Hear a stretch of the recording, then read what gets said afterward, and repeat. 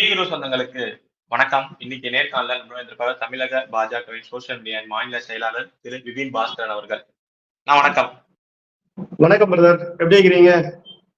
ரொம்ப நல்லா இருக்கோம்ண்ணா. நீங்க எப்படி இருக்கீங்க? சூப்பர். சமக்கல்வி எங்கள் உரிமை அப்படின்னு சொல்லிட்டு ஒரு கையெழுத்து இயக்கம் ஆரம்பிச்சிருக்கீங்க. எந்த அளவுக்கு அதுல உங்களுக்கு மக்கள் ஆதரவு கிடைக்குது?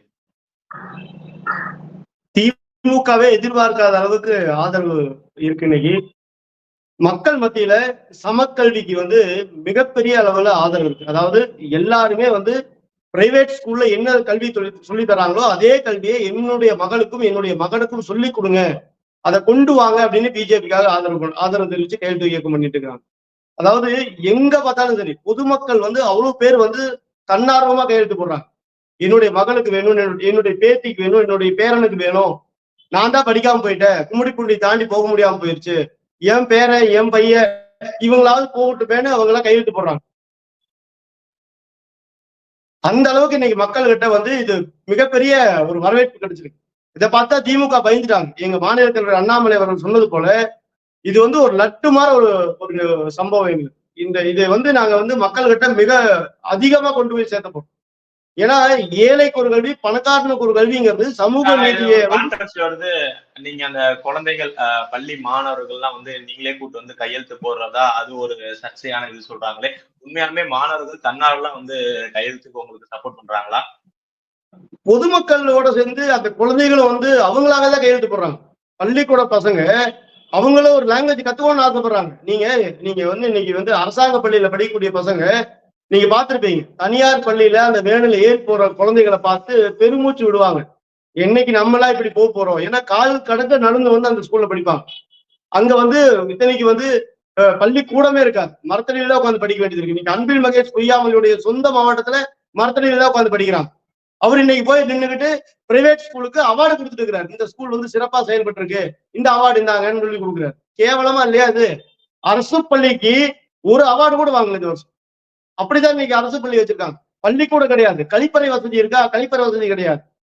இன்னைக்கு அந்த கழிப்பறையை அங்க இருக்கக்கூடிய மாணவ மாணவியரையாக கிளீன் பண்ண வேண்டிய சூழ்நிலை உருவாக்கி இருக்காங்க. அப்படி ஆள் பற்றாக்குறை இருக்கு, ஆசிரியர் பற்றாக்குறை இருக்கு. தமிழ்ல கடந்த ஆண்டு 50,000 மாணவர்கள் ஃபெயில் ஆயிட்டாங்க. இவங்க எல்லாம் என்ன நினைப்பாங்க? அந்த குழந்தைகளை என்ன, அவங்களுடைய மனநிலை எப்படி இருக்கு யோசிச்சு பாருங்க. நீங்க நம்ம வீட்டு பக்கத்துலயே ஒரு அரசு பள்ளியில படிக்கக்கூடிய மாணவன், அந்த பையன் பிரைவேட் ஸ்கூல்ல போகக்கூடிய அந்த மாணவனையோ மாணவியோ பார்க்கும்போது ஒரு பெருமூச்சு விட மாட்டானா? நம்மளுக்கு ஏன் இந்த மாதிரி கல்வி கிடைக்கல அப்படின்னு அவன் கேள்வி கேட்க மாட்டானா? அது மிகப்பெரிய ஒரு சாபக்கேடு இல்லை சார் அந்த குழந்தைக்கு. ஒரு ஏற்றத்தாழ்வு சார். ஏற்றத்தாழ்வு உங்களுக்கு கல்வியில எப்படி கொடுப்பீங்கன்னு கேட்கிறேன். கல்வியில எப்படி ஏற்றத்தாழ்வு? ஏழைக்கு ஒரு கல்வி, பணக்காரனுக்கு ஒரு கல்விங்கிறது என்ன மாதிரியான ஒரு பாகுபாடு? இது ஒரு சமூக நீதியை அப்படியே குழி தோண்டி புதைக்கிற மாதிரி இல்லையா? அடுத்த தலைமுறையை நம்மளே அழிக்கிற மாதிரி இல்லையா? நீ கவர்மெண்ட் ஸ்கூல்ல படிக்கிறியா, ஏழையா இருக்கிறியா, தலித்தா இருக்கிறியா, நீ எனக்கு கொடி பிடிக்கதான் வேணும், எனக்கு போஸ்ட் தான் வேணும், எனக்கு பூஜா தூக்கு தான் வேணும், இன்ப நிதி வாழ்க உதயநிதி வாழ்கன்னு சொல்லத்தாண்டா நீ எல்லாம் பெரிய ஆள் ஆகவே முடியாது அப்படிங்கறதானே சார் இது. அதனாலதானே அவர் அரசு பாரதி இன்னைக்கு நாங்க போட்ட பிச்சையில தான் நீ உயர் நீதிமன்றத்தில் நிறைய நீதிபதிகள் இருக்கிறாங்கன்னு சொன்னார். அந்த கேவலமான வார்த்தையை அவர் பயன்படுத்துறாருன்னா அப்போ அவங்களுடைய எண்ணம் எந்த மாதிரி இருந்திருக்கு? அப்போ இவங்களுடைய வேலை என்னன்னா, மக்கள் மத்தியில ஒரு 62 நம்ம பார்த்திருப்போம் இந்த ஹிந்தி எதிர்ப்புன்னு. பட் இந்த இதுல தேசிய கல்விக் கொள்கையில ஹிந்திங்கிறது ஒண்ணு கிடையாது. பட் மக்கள்கிட்ட 3வது கல்வி நம்ம மாணவர்களுக்கு, நம்ம பிள்ளைங்களுக்கு படிக்க வைக்கணும் அப்படிங்கிற மக்கள் மத்தியில, குறிப்பா பெற்றோர்கள் மத்தியில அந்த ஆதரவு இருக்குங்கிறீங்களா? கண்டிப்பா மிகப்பெரிய அளவுல இருக்கு சார். இன்னைக்கு நம்ம கொஞ்சம் ஓரளவுக்கு வளர்ந்த நாடா மாறி இருக்கோம் சார். இன்னைக்கு இங்க இருந்து நம்ம ஒவ்வொரு ஊருக்கு, அதாவது வெளி மாநிலங்கள்ல போய் நம்ம இன்னைக்கு தொழில் செய்யற அளவுக்கு வளர்ந்து நிற்கிறோம். அதே மாதிரி அங்கிருந்து இங்க வர்றாங்க, அவங்ககிட்ட நம்ம எப்படி பேச முடியும்? அதே மாதிரி இங்கிருந்து நம்ம வெளிநாடு போறோம், ஆங்கிலம் நம்மளுக்கு ஓரளவுக்கு தெரியுது, அங்க போய் நம்ம சமாளிக்கிறோம். ஆனா இந்தியாவினுடைய வேற மாநிலங்களுக்கு போய் நம்ம தொழில் செய்யறோம்னா எப்படி பண்ண முடியும்? அவங்க இன்னைக்கு பிராக்டிஸா பாக்குறாங்க, நேரடியா பாக்குறாங்கல்ல, பிராக்டிக்கலாவே அவங்களுக்கு தெரியுது இல்ல. நம்ம இங்க இருந்து நான் மும்பை போறோம் சார், எனக்கு இந்தியோ மராத்தியா தெரியணும் தெரியாது சார். நான் இங்க இருந்து நேரடியா டெல்லி எலெக்ஷனுக்கு போகும்போது அங்க இருக்கிற இறங்கினோடனே ஆட்டோக்காரர்கிட்ட நான் ஒரு இடத்த சொல்லி போங்கிறேன், புரியுங்களா? அந்த இடத்துக்கு போறதுக்கு அவர் ஒரு ஹிந்தியில ஒரு அமௌண்ட் சொல்றாங்க. சத்தியமா எனக்கு தெரியாது. நான் நேரா ஏறி உட்காந்துட்டேன், அவ்வளவுதான் என்னுடைய அந்த மொழி லாங்குவேஜ் அவ்வளவு, இந்தியோட லாங்குவேஜ் அவ்வளவு, அறிவு அவ்வளவுதான். ஏறி உட்கார்ந்தாச்சு. போய் இறங்குற இடத்துல நான் என்ன பண்ண முடியும்? 100 ரூபாய் நோட்டா தர முடியும்? 500 ரூபாய் எடுத்து அவர்கிட்ட கொடுக்குறேன். அவரு எனக்கு சேஞ்ச் தராரு. அப்பதான் தெரியுது அவர் சொன்ன வார்த்தைக்கு 250 ரூபாய் ஆகுது அப்படின்னு. இந்த அடிப்படை அறிவு கூட நம்மளுக்கு கிடைக்கல சார். மொழி அறிவுங்கிறது கண்டிப்பா வேணும். அதாவது இது வந்து என்ன, நான் இன்னொருத்தர் பேசுறத நான் புரிஞ்சுக்கணும். நான் சொல்லணும் அவர்கிட்ட, அவருடைய மொழியில அவர்கிட்ட பேசணும். அப்பதானே சார் ஒரு இணக்கம் ஏற்படும். அப்பதானே நான் வந்து ஒரு தொழில் செய்யறதுக்கு ஈஸியா இருக்கும். இந்த அடிப்படையை கூட எனக்கு தெரியக்கூடாதுன்னு நினைச்சா இது எந்த மாதிரியான ஒரு ஒரு ஒரு சமூக நீதி சொல்லுங்க. அவங்க பசங்க பிரெஞ்சு படிப்பாங்க, அவங்க பசங்க ஹிந்தி படிப்பாங்க, அவங்க பசங்க சான்ஸ்கிரிட் படிப்பாங்க. அவங்களே வந்து இந்த இந்தி மொழியும் சான்ஸ்கிரிட்டும் பிரெஞ்சும் சொல்லி கூடிய பள்ளிகளை நடத்துவாங்க. ஆனா ஏழை குழந்தைகளுக்கு எதுவுமே கிடைக்கக்கூடாது, எட்டாக்கனியாவே வச்சுக்கணும். இது வந்து ஒரு கேவலமான அரசியல் சார். மொழி அரசியலுங்கிறது இங்க தமிழ்நாட்டுல 1965ஆம் ஆண்டு அண்ணா அவர்களால் கொண்டு வரப்பட்டது. அவர் தான் இந்தியை எதிர்த்து கொண்டு வந்த அப்படின்னு சொல்லி வந்தார். அன்னைக்கு இந்தி வந்து மிகப்பெரிய அளவுல போராட்டம் பண்ணி ஆட்சியை பிடிச்சாங்க. ஆனா இன்னைக்கு அது நடக்காது. எங்க தலைவர் அண்ணாமலை அவர்கள் இந்த மும்மொழி கொள்கையை வந்து மிகப்பெரிய அளவுல கொண்டு போய் மக்கள்கிட்ட சேர்த்தி மக்களுடைய ஆதரவோட இந்த திமுகவை அகற்றியே தீர்வு. சார் நம்ம சொல்றோம் சார், கல்விக்காக யாரும் சார் சொல்றோம்? கல்வி கண் திறந்த காமராஜர்னு சொல்றோம். அதுக்கப்புறம் யாரையாவது சொல்ல முடியுதா? இந்த அரசாங்கம் என்ன சார் பண்ணுது? டாஸ்மார்க் மட்டும் தான் வைக்கிறாங்க. டாஸ்மார்க்ல சாராயம் வைக்கிறாங்க. அதுதான் அவங்களோட வேலையா நினைக்கிறாங்க. அதை தவிர வேற ஏதாவது பண்றாங்களா? யோசிச்சு பாருங்க. அரசுடைய வேலை என்ன சார்? ஒரு குடிமகனுக்கு சுத்தமான குடிநீர் கொடுக்குறாங்க. அவன் குடியிருக்கிறதுக்கு வீடு இருக்கணும். இருக்குதா? இன்னைக்கு எத்தனை வீடு இல்லாம ரோட்ல படுத்து கிடக்குறாங்க பாக்குறீங்கல்ல. இதை விட அவனுக்கு அடிப்படை கல்வி கொடுக்கணும். கல்வியில பாகுபாடு கட்டுறாங்க. ஆனா இதெல்லாம் விட்டுட்டு, இதெல்லாம் வந்து ஒரு அடிப்படை, இதெல்லாம் விட்டுட்டு நான் சாராயம் தான் விற்பேன் அப்படின்னு போய் நின்னா அதுக்கு என்ன சார் அர்த்தம்? சார் எப்படி கல்வி கண் திறந்த காமராஜர் நம்ம சொல்றோமோ அதே மாதிரி இந்த மும்மொழி கல்விக் கொள்கையை கொண்டு வந்து இந்த தமிழ்நாட்டுல தலைவர் அண்ணாமலை அவர்கள் அனைத்து மக்கள்கிட்டையும் தேசிய கல்விக் கொள்கையை கொண்டு போய் சேர்த்தும் போது சார், எப்படி காமராஜரை வந்து இந்த மக்கள் வந்து ஒரு உயர்ந்த இடத்துக்கு கொண்டு போனாங்களோ அதே மாதிரி அண்ணாமலையுடைய புகழ் இந்த தமிழகம் இருக்கிற வரைக்கும் இருக்கும் சார். அது திமுக வந்து அதுதான், அதனாலதான் திமுக பயப்படுறாங்க. எப்படி வந்து இந்த இப்ப உங்களுக்கு இந்த இருமொழி கொள்கை வந்த எதிர்ப்புனால பாஜக அரசுக்கு மக்கள்கிட்ட இங்க என்ன பதில் சொல்ல முடியல, அந்த எதிர்ப்பை சமாளிக்கதான் இப்ப வந்து பாத்தீங்கன்னா இடியை வச்சு தொடர்ந்து ரைடு நடத்த ஆரம்பிச்சாங்கன்னு சொல்லிட்டு விளையாட்டுத்துறை அமைச்சர் திரு உதயநிதி அவர்கள் சொல்றாரு. சார் உதயநிதி தான் சார் இந்த இடி கேஸ்ல முதல்ல ஜெயிலுக்கு போறது யாரு தெரியுங்களா? உதயநிதி தான் போறாரு. எப்படி டெல்லியில வந்து சாராய ஊழல்ல வந்து துணை முதலமைச்சரா இருந்த மணிஷ் சிசோடியா வந்து ஜெயிலுக்கு போனாரோ அதே மாதிரி நீங்க எழுதி வச்சுக்கோங்க. அதே மாதிரி இந்த சாராய வழக்குல இடி வழக்குல உதயநிதி அவர்கள் தான் ஜெயிலுக்கு போறாங்க.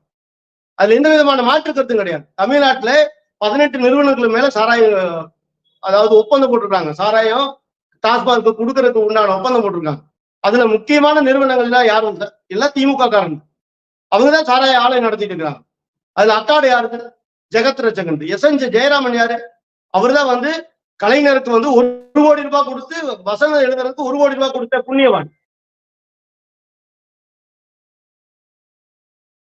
எவனாவது தமிழ்நாட்டுல ஒரு வசனம் எழுதுறதுக்கு 1 கோடி ரூபாய் கொடுப்பானா? அவரு கொடுத்தார் கலைஞர் அவர்களுக்கு 1 கோடி ரூபாய் கொடுத்து வசனம் எழுதுறதுக்காக உள்ள பூந்து இன்னைக்கு வந்து தமிழ்நாட்டுடைய அனைத்து டாஸ்மாக் கடையிலேயே அவருடைய சரக்கு தான் பெரும்பான்மையா விற்கப்படுது. அடுத்தது கேல்ஸ், வாசுதேவன். இந்த 3 பேருடைய நிறுவனங்களுக்கு தயாரிக்கப்படக்கூடிய சரக்கு தான் வந்து டாஸ்மார்க்ல அதிக அளவு விற்கப்படுது. அதுல பாருங்க அவங்க எப்படி பண்ணிட்டாங்க பாருங்க. எப்படி டெல்லியில நடந்தது அது மாதிரி மிகப்பெரிய அளவுல ஒரு ஊழல் நடந்திருக்கு சார். 2G எல்லாம் தூக்கி சாப்பிடுற அளவுக்கு தமிழ்நாட்டுல போய் மிகப்பெரிய அளவு ஊழல். இப்ப நம்ம என்ன பண்ணுவோம்? ஒரு நிறுவனத்துக்கிட்ட இருந்து டாஸ்மார்க்குங்கிற நிறுவனம் சாராயம் விற்கக்கூடிய இந்த அக்காடு அவர்கிட்ட இருந்து வாங்கி அவருடைய குடோன்ல வச்சு அங்கிருந்து நம்ம என்ன பண்ணுவாங்க? டாஸ்மார்க் கடை கொண்டு போவாங்க. நம்ம ஒரு உதாரணத்துக்கு சொல்ல போனா நம்ம கடையில் விற்கக்கூடிய மசாலா பொருள் எல்லாம் இருக்கு பாருங்க. அது வந்து ஒரு ஆலையில ஒரு அரைப்பாங்க. சக்தி மசாலான்னு எடுத்துக்கோங்களேன். சக்தி மசாலாவை அங்க செய்வாங்க, ரெடி பண்ணுவாங்க. அங்கிருந்து என்ன பண்ணுவோம்? டிஸ்ட்ரிபியூட்டர் வரும். அங்கிருந்து என்ன பண்ணுவாங்க? சுபான் நகர சின்ன நகரங்கள்ல இருக்கக்கூடிய ஒரு டீலர் கிட்ட வரும். அந்த டீலர் கிட்ட இருந்துதான் என்ன பண்ணுவாங்க? கடைகளுக்கு சப்ளை பண்ணுவாங்க. நேரடியா கொண்டு போய் கடைகளுக்கு கொடுப்பாங்க. இது ஒரு செயின் நெட்வொர்க் மாதிரி. இந்த செயின் நெட்வொர்க்ல வந்து இப்படிதான் வரிசையா வரும். ஆனா டாஸ்மார்க்ல என்ன பண்றாங்கன்னு கேட்டீங்கன்னா இந்த சாராய ஆலையில எல்லாம் வந்து என்ன பண்றாங்க, சாராய ஆலையில எல்லாம் என்ன பண்றாங்கன்னு பாத்தீங்கன்னா, அவங்க நேரடியா இந்த டாஸ்மார்க் நிறுவனத்துக்கு சப்ளை பண்ணாம அந்த பணத்தை அந்த அங்க அங்க தயாராகக்கூடிய அந்த சாராயத்தை நேரடியா டாஸ்மார்க்கு கொண்டு வைக்கிறான். புரியுதுங்களா? இப்ப நம்ம வந்து ஒரு 30 ரூபாய்க்கு வந்து டாஸ்மார்க் வந்து ஜெகத் ரட்சகன் அவர் நடத்தக்கூடிய அந்த ஆலையில இருந்து ஒரு சாராயம் வாங்கி அங்க இருந்து டாஸ்மார்க்ல வித்தாங்கன்னு வச்சுக்கோங்களேன். இங்க என்ன பண்ணணும், இவங்க வந்து இந்த ஜெகத் ரட்சகனை வந்து ஆயத்தீர்வை அந்த வரி கட்டணும், அதே மாதிரி வந்து கலால் வரி கட்டணும். கரெக்டுங்களா? இப்ப இதை இதை இதை வந்து ஸ்கிப் பண்றதுக்கு என்ன பண்றாங்கன்னா, இவர் நேரா டாஸ்மார்க்கே வைக்கிறார். அப்ப என்ன பண்றாங்க, ஒரு மிகப்பெரிய அளவுல ஊழல் பண்றாங்க. அரசாங்கத்துக்கு கிடைக்க வேண்டிய வரியை கட்டாம ஏமாத்துறாங்க. அது மட்டும் கிடையாது, 30 ரூபாய்க்கு வாங்குறத இங்க 130 ரூபாய்க்கு வித்தா அரசாங்கத்துக்கு 100 ரூபாய் வரி வரும், 100 ரூபாய் லாபம் கிடைக்கும், அது மூலமா வரி கிடைக்கும். ஆனா இங்க வந்து 30 ரூபாய்க்கு கிடைக்கிறத நேரடியா டாஸ்மார்க்ல விற்கிறங்காட்டிக்கு அரசாங்கத்துக்கே தெரியாம ஒரு தனி மனிதர் 100 ரூபாய் லாபம் சம்பாதிக்கிறார். அதே வந்து நைட்டு 10 மணிக்கு மேல வித்தா 250 ரூபாய் லாபம் சம்பாதிக்கிறார். அப்ப எந்த அளவுக்கு இவங்க ஊழல் பண்ணிக்கிறாங்க பாருங்க. அது மட்டும் இல்ல, 100 பாட்டில் விற்குதுன்னா 60 பாட்டில் பிளாக்ல தான் வித்துருக்காங்க. டாஸ்மார்க் நிறுவனத்துக்கே தெரியாம நேரடியா ஆலையில இருந்து டாஸ்மார்க் கடைக்கு போய், அதாவது ஒயின் ஷாப் போய் அங்கிருந்து விற்பனை ஆயிருக்கு. அப்ப இதுல எவ்வளவு பெரிய ஊழல் நடந்திருக்கு பாருங்க. இந்த பணம் தான் வந்து அரசியல் களத்துல வந்து 2026ல அவங்க விளையாட்ட தயாரா வச்சிருந்த பணம். இன்னைக்கு அது வந்து 1.5 லட்சம் கோடிக்கு மேல அரசாங்கத்துடைய வரி பணத்தை ஏமாத்தி இவங்க சம்பாதிச்சு வச்சிருக்காங்க. இதுல முழுக்க திமுகவுடைய முதல் குடும்பம் சம்பந்தப்பட்டிருக்கு. அதனாலதான் இதனுடைய அமைச்சரா இருக்கிற செந்தில் பாலாஜி வந்து போன தடவை இடி கேஸ்ல அரெஸ்ட் ஆகும்போது முதலமைச்சரே நேரடியா வந்து களத்துல இறங்கி தொட்டுப்பார், சீண்டிப்பார், மோதிப்பார் அப்படின்னு எல்லாம் வசனம் பேசிட்டு இருந்தார். தெரியுதுங்களா? அன்னைக்கு ஏன் வந்து செந்தில் பாலாஜியை காப்பாத்துறதுக்கு ஏன் அவர் அன்னைக்கு வந்து அவ்வளவு விவீர வசனம் பேசினாரு தெரிஞ்சு போச்சு இல்லையா? ஏன்னா 1.5 லட்சம் தமிழக மக்கள் வந்து இலங்கையில கொண்டா சார். அன்னைக்கு இந்த வீரம் துடிக்கல, அந்த இதயம் துடிக்கல. காவிரி பிரச்சனையில வந்து மேகதாதுக்கு வந்து சிவகுமார் அவர்கள் அணை கட்டுறாரு, அணை கட்டி தீர்வோங்கிறார். அதுக்காக இந்த வீரவசனம் பேசுறாரு பாருங்க. இவருடைய இதயம் துடிக்கல. மக்கள் வந்து கள்ளச்சாராயத்தை 65 பேர் செத்தாம பாருங்க, அன்னைக்கு இந்த இதயம் துடிக்கல.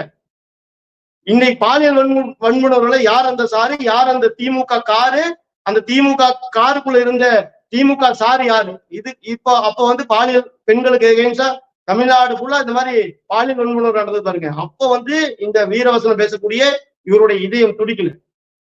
ஆனா சாராய ஆலையில சாராயத்து வருமானத்தை கொண்டு வந்து மொத்தமா முதல் குடும்பத்துக்கு கொடுத்தாரு பாருங்க. அவர் அரெஸ்ட் பண்ணும் போது இந்த இதயம் துடிச்சது. தொட்டுப்பார், சீண்டிப்பார், முட்டிப்பார், நான் யார் தெரியுமா, தமிழன்டா, தமிழன் என்று சொல்லுடா. எதுக்காக? இந்த சாராய அமைச்சரை காப்பாத்திருக்காங்க. வேற எதுக்குமே துடிக்கல. தமிழனோட பிரச்சனைக்கு எதுக்குமே துடிக்கல. ஏழைக்கு ஒரு கல்வி, பணக்காரருக்கு ஒரு கல்வி கொடுத்தீங்க பாரு, கொடுக்கும் போது துடிக்கல. அடே ஏழை பையன் வந்து தரமற்ற கல்வியை கொடுக்குறோம், நம்ம அவன் வந்து முட்டாள் ஆயிடுவான், அவனை வந்து நம்ம முடக்கி வச்சிருக்கிறோம், அவன் அறிவில்லாதவன் ஆயிடுவான் அப்படிங்கும் போதெல்லாம் துடிக்கல. ஆனால் சாராயத்துக்காக அந்த அமைச்சருக்காக இந்த இதயம் துடிச்சது. இதுல இருந்து அந்த செந்தில் பாலாஜிக்கு முதல் குடும்பத்துக்கும் டாஸ்மார்க்கும் உள்ள லிங்க் வந்து மிக தெளிவா தெரியுது. அதனால அப்ப டெல்லியில என்ன நடந்ததோ அதே மாதிரி இங்க ஒரு கைது நடவடிக்கை இருக்குங்கிறீங்க. டெல்லியில கண்டிப்பா சார். டெல்லியில நடந்த மாதிரி மணீஷ் சிசோடியா கைது பண்ண மாதிரி இங்கேயும் துணை முதலமைச்சர்கள் கைது செய்யப்படுவார். அதுக்கப்புறம் வந்து முதலமைச்சர்கள் கைது செய்யப்படுவார். அதுல என்ன விதமான மாற்று கருத்து கிடையாது. விடமாட்டாங்க சார் இடி. ஏன்னா அவ்வளவு ஆதாரத்தை எடுத்துட்டு போயிருக்கிறாங்க.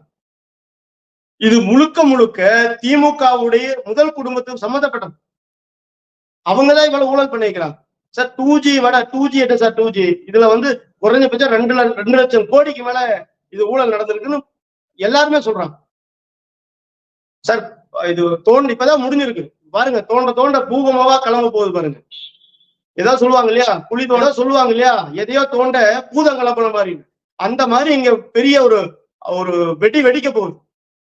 எங்க தலைவர் அண்ணாமலை அவர்கள் சொன்னது மாதிரி இப்ப ஆரம்பிச்சிருச்சு. எங்க தலைவர் சொன்னார் இல்லையா, திருவான்மையூர் ஒரு மீட்டிங்ல சொன்னார், என்னுடைய முதல் வேலையே வந்து திமுக அறிவாலயத்தினுடைய செங்கலை உருவரம் தானே. ஆரம்பிச்சாச்சு சார். இப்போ அந்த காலம் ஆரம்பிச்சாச்சு. யாரு வந்தாலுமே திமுக அறிவாலயத்துல ஒண்ணும் பண்ண முடியாது, இதுக்கு மேல பேசினவங்களா நாங்க பாத்துருக்கோம் அப்படின்னு சொல்லிட்டு ராசா அவர்களே சொல்லியிருக்காரு. இன்னொன்னு சொல்லியிருக்காரு அமைச்சர் செந்தில் பாலாஜி அவர்கள், திமுக வீழ்த்தி தான் நான் செருப்பு போடுவேன்னு. காலமா அதுவும் நிறைவேறாது அப்படிங்கறது அதுக்கும் சொல்லியிருக்காரு சார் 2026 சார் கண்டிப்பா திமுகவை அகற்றே தீர்வோம் சார். எங்க தலைவர் அண்ணாமலை அவர்கள் சவால் விட்டுருக்காரு.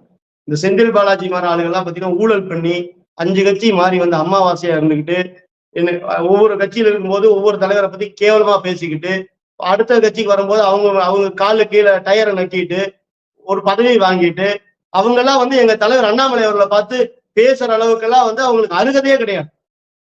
அப்படியே மகாத்மா காந்தி மாதிரி பேசுவானுங்க. புரியுதுங்களா? இடி கேஸ்ல 1 வருஷத்துக்கு மேல இருந்தாங்க. எங்க தலைவர் அண்ணாமலை அவர்கள் அதாவது ஒரு படத்துல சொல்லுவாங்கல்ல சார், நல்ல ஆபீசர் பாத்தீங்கன்னா ட்ரௌசர்ல ஒண்ணுக்கு போயிருப்பேன்னு சொல்லுவாங்களா சார், அந்த மாதிரி ஒண்ணுக்கு போனவர் சார் அவரு செந்தில் பாலாஜி. அவர்லாம் எங்க தலைவரை பார்த்து பேசுறதுக்கு ஏதாவது அருகதை இருக்கா சார்? தகுதி இருக்கா? இன்னைக்கு அவர் தம்பி தேடப்படும் குற்றவாளி. 1.5 வருஷத்துக்கு மேல தேடிட்டே இருக்கிறாங்க இந்த தமிழக போலீஸ்காரன். அப்பேற்பட்ட ஒரு தம்பிய உத்தமரை கைக்குள்ள வச்சுக்கிட்டு அவர்லாம் வந்து எங்க தலைவரை பத்தி பேசலாமா? 1 ரூபாய் ஒரு பைசா ஊழல் வாங்கினாருன்னு எங்கேயா இருக்கா சார்? 1 பைசா லஞ்சம் வாங்கினாரு எங்க இருக்கா? ஒரு அப்பலுக்கற்ற தலைவர் சார் எங்க தலைவர் அண்ணாமலை அவர்கள். காவல்துறையில் பணி செய்யும் போது யாராவது ஒருத்தராவது புகார் சொல்லியிருக்காங்களா? இவர் லஞ்சம் வாங்கிட்டாரு, இவர் ஊழல் பண்ணிட்டாரு, இவர் தவறா எங்களை பேசிட்டாருன்னு ஏதாவது ஒரு இடத்துல பேசியிருக்காங்களா சார்? இன்னைக்கு இந்த உத்தமர்களா காந்திகளா கிளம்பி வந்து எங்க தலைவரை பார்த்து அண்ணாமலை அவர்களை பார்த்து பேசுவாரு நாங்க கேட்டுட்டு இருப்போமா சார்? எங்க தலைவர் அண்ணாமலை அவர்கள் சவால் விட்டுருக்காரு சார். இந்த திமுகவை ஆட்சி அகற்றியே தீர்வு, அது வரைக்கும் செப்பல் போட மாட்டான்னு சொல்லிக்கிறேன் சார். அவர் இந்த அடிக்கிற வெயில் பார்த்துருப்பீங்க. கோடை காலம் ஆரம்பிச்சிருச்சு. அவர் அந்த வெயில நடந்து போகும்போது எங்க மனசுல பதறும் சார், கொதிக்குது ரத்தம் எல்லாம். 2026 இன்னைக்கே வந்துடாதான்னு தோணுது. திமுகவை அழிச்சு ஒழிக்கிறதா சார் எங்களுடைய முதல் வேலை. அது ஒவ்வொரு பாஜக தொண்டனும் செஞ்சு காட்டுவான் சார். எங்க தலைவர் காலில் செருப்பு மாட்டே தீர்வோம். அவர் அன்னைக்கு கோட்டைக்கு போயே தீர்வார் சார். அது எந்த கொம்பனாலும் மாற்ற முடியாது. செந்தில் பாலாஜி ஜெயிலுக்கு போறது உறுதி சார். அவரு சேகர் பாபு கொழுப்பெடுத்து பேச வேண்டியது. வாயிருக்குன்னா என்ன வேணா பேசுறது சார். எங்க தலைவர் மாதிரி உத்தமனா உண்மையா மக்களுக்கு சேவை செய்யக்கூடிய வாழப்படி பார்த்து ஒரு திமுக காரனை சொல்லுங்க சார். ஒரு ஆள் வந்து சொல்றாரு, ஒரு வயசானவர் 90 வயசுக்கு மேல இருக்கிறவர் சொல்றாரு, எனக்கு வந்து திமுக கழகத்தினுடைய வாழ்நாள் நான் வந்து ஒரு கழக விசுவாசின்னு ஒரு லெட்டர் கொடுங்கன்னு நிக்கிறேன். பார்த்திருப்பீங்க அறிவாலய வாசல். அவருக்கு முன்னாடி இடம் அந்த அறிவாலய வாசல் தான், உள்ள கூட போக முடியாது. ஆனா 5 கட்சி மாறி வந்து அம்மாவாசை பல ஆயிரம் கோடி ஊழல் செஞ்சு சொத்து சேர்த்த ஒரு ஊழல்வாதி. ஆனா அவருக்கு வந்து பெரிய அளவுல பதவி. அவர் ஹாஸ்பிட்டல் அட்மிட் பண்ணாங்கன்னா இவர் அப்படியே கொதிச்சு கிளம்புவாரு முதல்வர். திமுகவுடைய நாட்கள் என்னப்படுது சார்? ரத்தத்தை சிந்தி அந்த கட்சி ஆட்சிக்கு கொண்டு வந்ததெல்லாம் ரோட்டில் நிக்கிறான். சொல்றாருல்ல, அதாவது இருமொழி கொள்கை, அதாவது 3வது மொழியை இந்திய திணிப்பை கொண்டு வந்தா ரத்தம் சிந்தி, அதாவது உயிர் தியாகம் செய்ய எங்கள் ஆட்கள் தயாரா? ஏன் உதயநிதி தயாராகிறாரா? அவர் உயிர் தியாகம் செய்வாரா சார்? கடைசி வரைக்கும் திமுக தொண்டன் தான் உயிர் தியாகம் பண்ணணும். முதல் குடும்பத்துல இருந்து யாராவது உயிர் தியாகம் பண்ணுவாங்களா சார்? அவங்க சொத்துக்களை சேர்த்து பெரிய லெவல்ல பணக்காரரா வாழணும் இல்லையா? கப்பலை வாங்கி கடல் நிப்பாட்டிக்கணும், பிளைட்டை வாங்கி ஏர்போர்ட் நிப்பாட்டிக்கணும், வெளிநாட்டுல தீவை வாங்கிட்டு சந்தோஷமா வாழ்வாங்க. ஆனா கடைசி காலம் வரைக்கும் இந்த கட்சிக்காக உழைச்சு அந்த கட்சி ஆட்சி கட்டணம் அமைச்சுனா பாருங்க, அவ அறிவாலய வாசல் நிற்பான். அதுதான் அந்த கட்சியோட நிலைமை. கடைசி வரை கூச்சா தூக்க வேண்டியதா. எங்க தலைவர் அண்ணாமலை சொன்ன மாதிரி கடைசி வரைக்கும் திமுக தொண்டனா இருக்கிற எல்லாத்துக்கும் இதுதான்.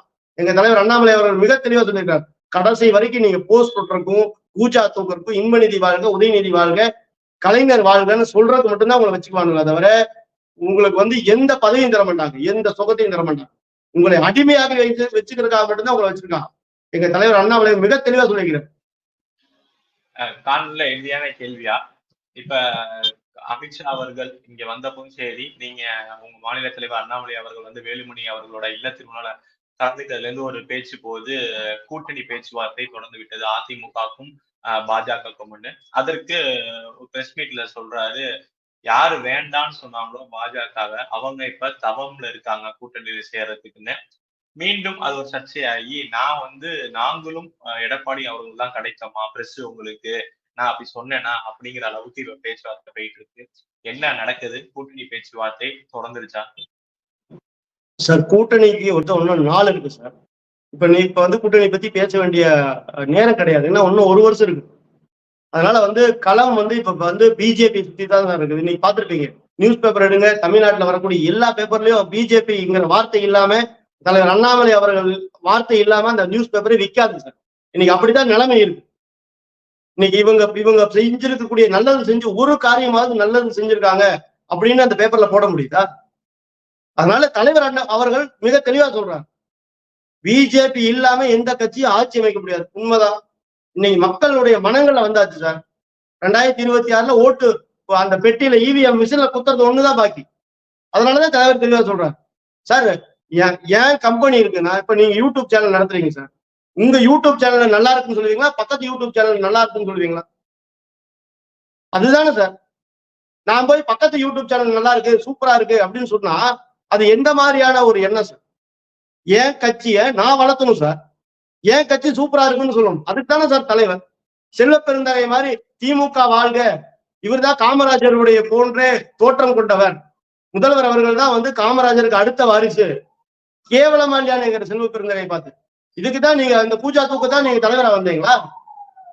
அதே மாதிரி 20 கோடி ஊழல், 20 கோடி வந்து கட்சி நிதியா வாங்கிட்டு கம்யூனிஸ்ட் கட்சிக்காரன் கூட காலில் கிடக்கிறான். திமுக தலைவர் காலில் கிடக்கிறான். என்னைக்கு வந்து அறிவாலய வாசல் 78 தூக்கி போடுவாங்களோன்னு திருமாவளவன் அவர்கள் வாசலே கிடக்கிறார். வேங்க வேலுக்கு பேசவே முடியும். அந்த மக்கள் மனத்தண்ணியை குடிக்கிறாங்க. இவரு அறிவே இல்லாம அந்த வாசல் இருந்துகிட்டு எவ்வளவு சீட்டு தருவாங்கன்னு பிச்சை எடுத்துட்டு கிடக்கிறார். இந்த மாதிரி அடுத்த கட்சி வளர்றதுக்கா சார் ஒரு கட்சியினுடைய தலைவரா வந்து உட்காருவாங்க? சார் யார் ஊழல் பண்றாங்களோ, யார் வந்து தன்னுடைய வாரிசுகள் நல்லா இருக்கணும்னு நினைக்கிறாங்களோ அவங்கதான் சார் அடுத்தவனை வாழ்க வாழ்கன்னு கோஷம் போட்டுக்கிட்டு அவங்க பின்னாடி சுத்துவாங்க. நான் என் தலைமுறை நல்லா இருக்கணும், என் மக்கள் நல்லா இருக்கணும்னா அப்ப வந்து களத்துல நிப்பா சார். ஒரு தீமை நடக்குது சார், அந்த தீமைக்கு துணை போறாங்க பாருங்க, அவங்க எல்லாருமே குற்றவாளி சார். இந்த திமுக அரசாங்கம் குற்றவாளி, திமுகவோட கூட்டணி தலைவர்களா குற்றவாளி. அந்த தீமையை எதிர்த்து நிக்கிறான் பாருங்க சார். அதுதான் சார் அவருடைய வரலாறு தான் நாளைக்கு வரலாறா மாறுது சார். தலைவர் அண்ணாமலை அவர்கள் இந்த ஒட்டுமொத்த இந்த பன்றிகள் கூட்டம் இருக்கு பாருங்க, திமுக கூட்டணி, அந்த கூட்டத்தை எதிர்த்து நிற்கிறார் சார். தீமைகளுடைய மொத்த உருவமாக இருக்கக்கூடிய அந்த திமுக கூட்டணி எதிர்த்து நிற்கிறார். அதுதான் அவருடைய நாளைய, அதனாலதான் அவர் நாளைய வரலாறா மாற போறார். தலைவர் அண்ணாமலை அவர்களுடைய காலம் தமிழகத்தினுடைய பொற்காலமா இருக்க போகும். அனைவருக்கும் சமமான கல்வி கொடுக்க போறோம், அனைவருக்கும் சமமான மருத்துவத்தை கொடுக்க போறோம், அனைவருக்கும் சமூக நீதியை கொடுக்க போறோம். இப்ப சொல்றோம்ல சார், அதாவது சட்டம் ஒழுங்கு சீர்கட்டு கிடக்குதுன்னு சொல்றாங்களே, அவர் வந்ததுக்கு அப்புறம் சட்டம் ஒழுங்குனா என்னன்னு காமிக்க போறோம். பெண்களுடைய பாதுகாப்பு எப்படி இருக்க போகுதுன்னு பாருங்க, விவசாயிகளுடைய வாழ்வாதாரம் எப்படி உயர போகுதுன்னு பாருங்க, தொழில் முனைவர்களுடைய வாழ்க்கை தரம் எவ்வளவு தூரத்துக்கு மேல ஏறி போக போகுதுன்னு பாருங்க. கல்வி கொண்டு வரங்காட்டிக்கு அடுத்த தலைமுறை எவ்வளவு தூரம் வளர போறாங்கன்னு பார்க்க போறோம். அதனாலதான் சொன்ன முன்னாடியே, கர்ம வீரர் காமராஜருக்கு அப்புறம் அந்த கல்விக்காக அடுத்த பேர் வாங்க போறது யாருன்னு கேட்டா எங்கள் தலைவர் அண்ணாமலை அவர்களால் மட்டும்தான் இருக்கும். வரலாற்றுல இடம் பிடிக்கக்கூடிய தலைவர் அவரா தான் இருப்பார். இன்னைக்கு மெரினா பீச் வரவங்க எல்லாருமே என்ன சார் சொல்றாங்க, மெரினா பீச் போறதா சொல்றாங்க, சமாதிக்கு போறேன் சமாதிக்கு போறேன் சமாதிக்கு போறேன்னு தான் போறாங்க. ஒட்டுமொத்த தமிழகத்தையும் சமாதியாக்கி இந்த திமுக அரசாங்கம் வாழ்ந்துகிட்டு இருக்கிறாங்க. அதையெல்லாம் மாற்றி காட்டுவோம் சார் நாங்க. நிச்சயமா பொறுத்து பார்ப்போம். நீங்க சொல்ற மாதிரியே குறுகிய காலம் தான் இருக்கு. இவ்வளவு நேரம் உங்க நேரத்தை நம்ம தளத்துக்கு வந்து பயந்தமைக்கு ரொம்ப ரொம்ப நன்றி. நல்லதே நடக்கும். வணக்கம்.